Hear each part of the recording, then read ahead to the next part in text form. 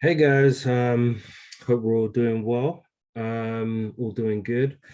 Topic I wanted to bring to the table today is what's the best way to address and I guess negate like the lose-lose scenario of the perception where you are either submissive or aggressive when it comes to being the person on the other end of privilege. So, give an example with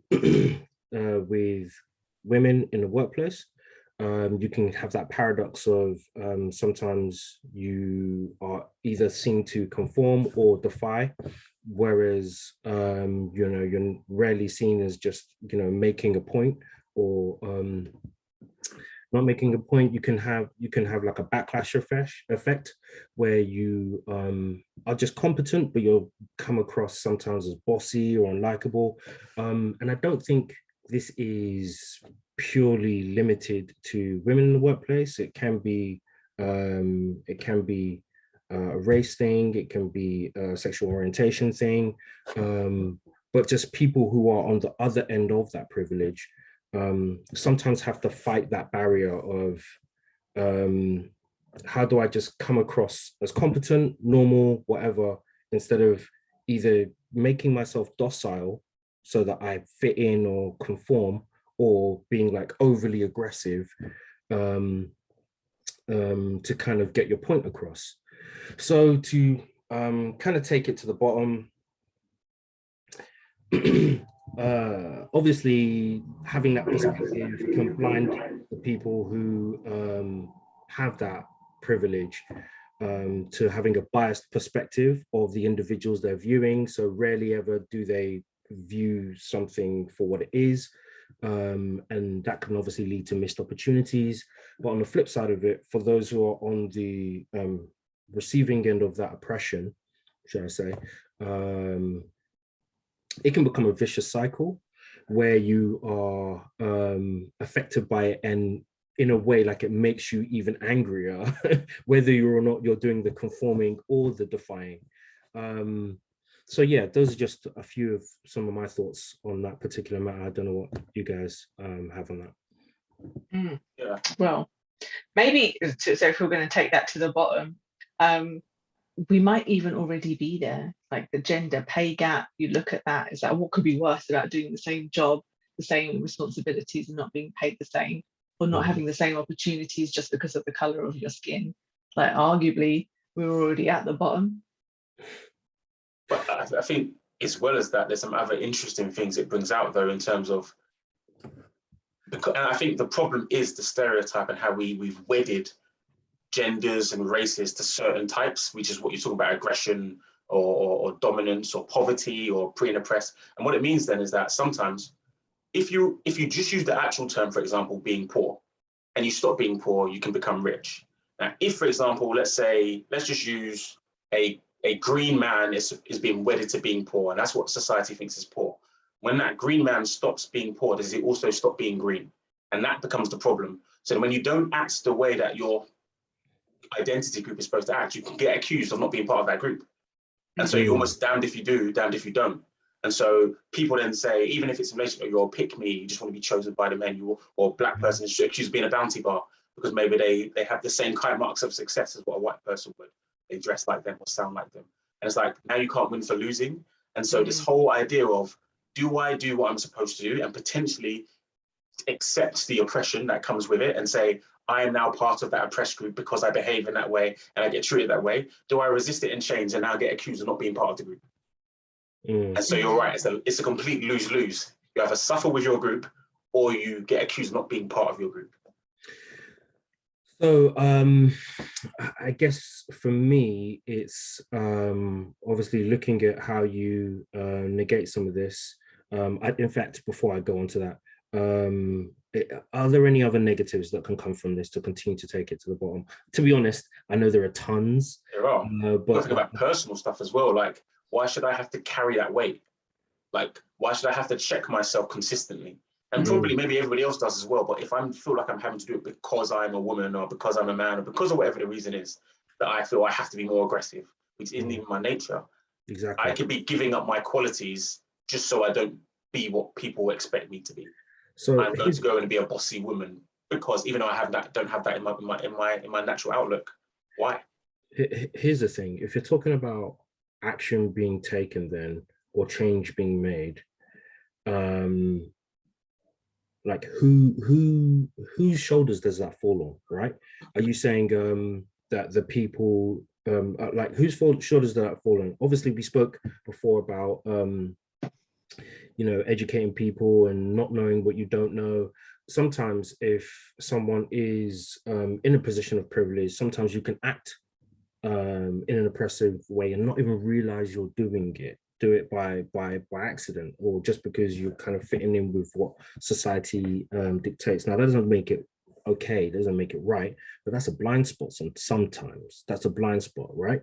So sometimes the rhetoric that you get a lot is it's not the responsibility of the person who is on the receiving end of that oppression to deal with the issue and educate and whatever else. But if you've got two parties, one is kind of angry and upset and marginalized and stereotyped and fed up and at a point where they are no longer willing to educate, then you've got the other end.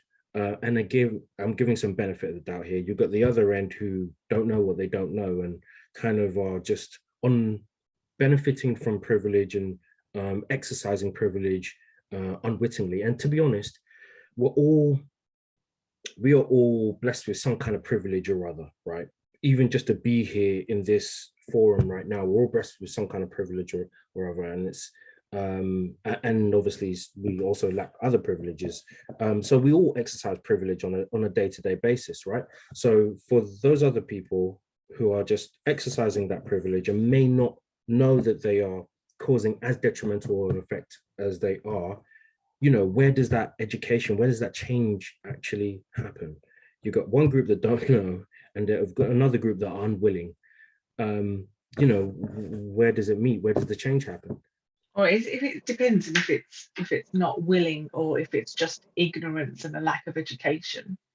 But I've always been someone where if I am experiencing it or going through it, then it's my responsibility to go and have that conversation with people and to say, this is what's happening. Here's what I want to do about it, and here's what I want to change. Now, not everybody has that, I suppose, voice that they want to or can go away and do that. So maybe if you are that group of people where you can see it and you're on the other side, you're on the marginalized side, you've got to go and have those conversations with people. But what we don't do now, or what we get in trouble of doing, is we say something and we jump down people's throats without having the full argument.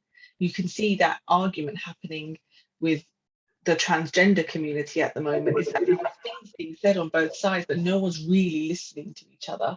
And in order to get that sort of cohesiveness of this is what this group means and this is what this group means, without cancelling each other, is got to go and have that conversation with the other side. Isn't that what actually humans are supposed to do? Is go and have that conversation. That's where social media has changed the nature of conversations, where you can just say stuff out and not have to wait for a response. Yeah. And comments aren't really a response. It's not a conversation. It's just I can just spout my view and I can keep spouting it and I don't have to look at anything else. I can be selective about what I look at. And I even remember, so I've never really loved privilege in the way it's used right now, but that's for a different day. But if I think about what privilege used to be when I was younger, privilege used to be something that happened in school when you behaved yourself. It was something earned. You got some privileges, that you're going to have lunchtime privileges. And that spoke to some sort of meritocracy. But at the moment, the privileges that we're speaking of aren't earned on merit. They come with something that you're born with, which is the issue. So when it's whose problem is it that someone else was born with something that you weren't born with, let's say, I'd say if it's a human problem, it's a human responsibility. Everybody has a different part to play. So it's too easy to say who should be doing what, because there's different things we can all be doing. One of the things I would say, though, about these different sort of privileges that people have and how we can address them, I've lost what I was going to say about it. So if someone else would like to feel to be honest, if I was going to jump in at that point, you were saying it's everyone's responsibility, and I do get and hear that. It's just, again, going back to what I said before, you can have, people who are on the receiving end of it, they've been through it and they're just fed up. They don't feel that, look, this problem has come about not from actions that they are doing. They're on the receiving end of it, so they don't feel as though it's their responsibility to educate the people who are so that I think leads on to what I was going to say, which I've now found again. It's about the kind of like, as I was saying, it's a human problem, and it's all cyclical. If, for example, you don't see anybody in your identity group in a space, it's hard to get in there and know how to act when you're in there. And then when you don't do that, then the next person doesn't see it, and it goes round and round and round. And so what needs to happen? Does someone need to put more people in that space? Because when they're not there, that's marketing. And if you always see, for example, the green man poor, then the green child thinks, well, that's what I'm supposed to be. And so someone somewhere has to break the cycle. And sometimes that means forcing yourself in there. And sometimes that means somebody stopping themselves and allowing you to be in there. And it might not be, this is the thing that I think is the controversial thing I'm about to say. It might not be you or your generation that benefits the rewards of your sacrifice. And unless people are willing to make that sacrifice, so to speak, and say that I am going to do the thing that I shouldn't have to do, because if I'm going to have to work harder, which has always been the caveat said to, for example, Black people, is work twice as hard. You shouldn't have to, yes. But maybe the consequence of you working twice as hard to get to the same space is the next person looks and just sees you there and doesn't have to work twice as hard. And that's how that's the human representation. That's the human baton passing of addressing this issue. It might not happen for you, but if you look at like the key stewards of civil rights from the I was going to say Martha Stewart, well, was that the right name? I was going to say from Martin Luther King, to whoever you might think who's been civil rights, to Gandhi, whoever it is, Mother Teresa, there's things that they fought for that didn't happen for them while they were alive. But because they did that, somebody else was able to benefit from it. And I think, unfortunately, this generation doesn't want to see things like that because we want it here and now. We live in a micro generation, but you won't always get the results of the hard work that you have to do, even if you shouldn't have had to do it. Yeah, I think that's that even if you shouldn't have had to do it is the bit that is frustrating, I suppose, because actually maybe that green man hasn't been poor for a very long time, but people still treat him as if he's poor. Maybe it's not his fault that he's poor. Exactly. It's a generational thing. It's a cyclical thing, like you were saying. It's ultimately, but it has to be on both sides. There are people on both sides willing to have those conversations, and then there are loud sort of voices underneath that try and derail that, depending on what politics side you're on.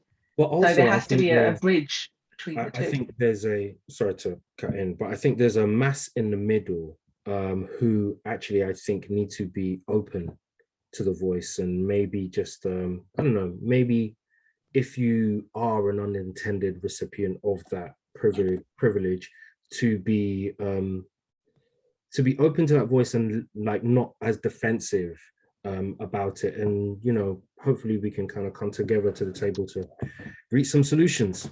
I mean, the hard part though, the thing is, if there's 20 people, 10 red women and 10 green men, and 9 yellow women, I think I changed it now, the 10 yellow women, sorry, 9 of the 10 yellow women aren't successful, and 9 of the green men are successful, you'd say that might be an oppressive society. But for the one green man who isn't successful, does that green man feel any different than the other 9 yellow women who aren't? And does the one successful yellow woman feel any different? Those are the sort of things that we have words to deal with. And if you can take, and I don't want to be that person, I don't see color, I don't see race, I don't see gender, because that creates its own issues. But if you treat people as individuals to a degree in the context of society, I feel like there's a better chance of treating people fairly. And that's the problem of stereotype and trying to do identity politics and all this other stuff, is that one green man is just as unfortunate, if you want to call it that, as potentially as the 9 yellow women. And when you looked into it and realized that he was lazy and didn't work hard, then he's created a rod for his back. But you'd have to find out each time in each circumstance, has an injustice been carried out? And that's very difficult for us to do in a Twitter world. Mm-hmm. Here. Right, guys, to unpack this infinitely complex issue, I need succinct 30 words or less. One rational and one radical. At your leisure, guys.